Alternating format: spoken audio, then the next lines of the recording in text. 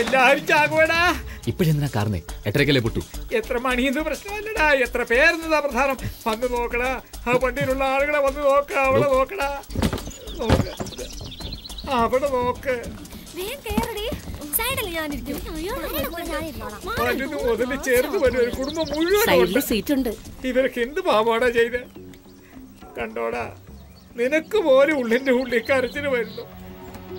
എന്താടാ കരഞ്ഞോണ്ടിരുന്നവൻ പെട്ടെന്ന് ചിരിക്കുന്നേ? ജഡ്ജ് കയറുന്നതിനാണോ സന്തോഷിക്കുന്നത്? കുടുംബം മൊത്തം കയറിക്കൊണ്ടിരിക്കുക. അതായുള്ള തലവിധി.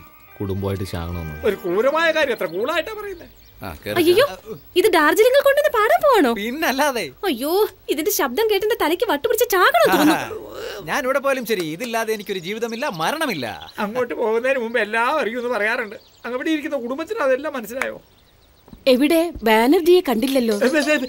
എന്നെ എന്തിനാ അന്വേഷിക്കുന്നത്? ഇതാ ഇവിടെ നിൽപ്പുണ്ടമ്മേ. എന്നെ കൊല്ലാൻ നോക്കുന്നു നീ. അത് നടക്കില്ല, ഞാനിവിടെ ഇല്ല. അയ്യോ, എന്നെ ഞാൻ തന്നെ കാട്ടിക്കൊടുത്തു. ഇപ്പൊ തന്നെ കൊണ്ടുവരാമേ. ഞാൻ വരില്ല. എന്നെ കൊണ്ടുപോകാൻ. എല്ലായിടത്തും വെച്ചല്ലേ? എന്താ എന്റെ മച്ചാനെ നിങ്ങളോട് കൊണ്ടുപോകാന്ന് പറഞ്ഞ് വിളിച്ചതല്ലേ? Good idea. ബാനർജി, നീ ഞങ്ങളുടെ കൂടെ വായോ. അപ്പൊ ഞാൻ അവിടെ നിൽക്കുമ്പോ കോള് വരാൻ വിളിച്ചതല്ലേ? നീ എനിക്കിട്ട് പണി തന്നല്ലേടാ. മസാലപ്പൊടി മുളകുപൊടി എല്ലാം കറക്റ്റ് ആയിട്ട് എടുത്ത് വെച്ചിട്ടുണ്ടോന്ന് അറിയാനാ വിളിച്ചത്. വെച്ചിട്ടുണ്ടോ? വെച്ചിട്ടുണ്ട് മോളെ, വെച്ചു. ഇത് ഞാൻ അവിടെ വന്നപ്പോ ചോദിക്കായിരുന്നില്ലേ? ഇവിടെ വന്നിട്ടാണോ പറയുന്നത്? അമ്മ വിളിച്ചത് കേട്ടില്ലേ? നീ എപ്പോഴും നമ്മുടെ കൂടെ തന്നെ ഉണ്ടാവും.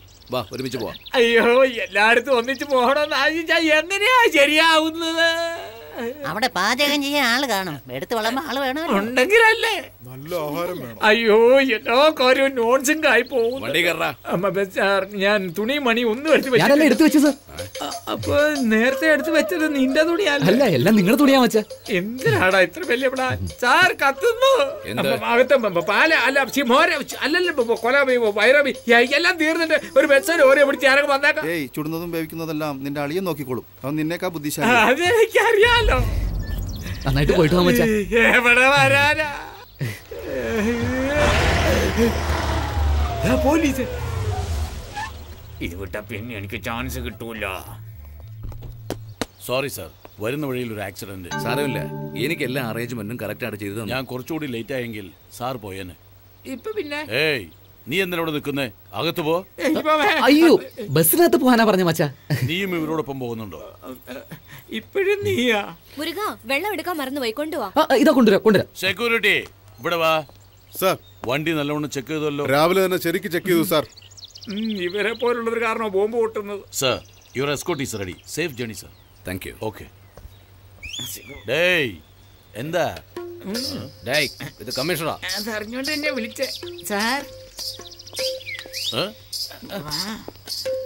ഡേയ്, എന്തിനാണ് എന്നെ തനിയെ വിളിച്ചോണ്ട് വന്നേ? സാർ, എന്റെ അവസ്ഥ വളരെ മോശമാണ്. പറയാനും വയ്യ, പറയാതിരിക്കാനും വയ്യ. ഒളിക്കാതെ പറ. പറയാം സാർ, ഈ വിഷയം നമ്മൾ മാത്രം അറിഞ്ഞാൽ മതി. ഞാൻ പറഞ്ഞു ആരോടും പറയണ്ട. ഇവിടെ എന്താടാ എന്തോന്നാ ബാ എന്ന് പറഞ്ഞു നിർത്തിയേ? എന്നാണോ പറഞ്ഞേ? എങ്കിലും പറയാമല്ലോ സാർ. വല്ലാതെ വിശക്കുന്നുണ്ട് എനിക്ക്. ഒരു 10 രൂപ ഉണ്ടെങ്കിൽ കയ്യെ തൊപ്പിയോ? ഇതിനു വേണ്ടി ഒരു കമ്മീഷൻ ഇങ്ങനെയാണോ വിളിക്കുന്നത്? ചരക്കിനെ വിളിക്കുന്ന പോലെയാണോ വിളിക്കുന്നത്? എന്നാ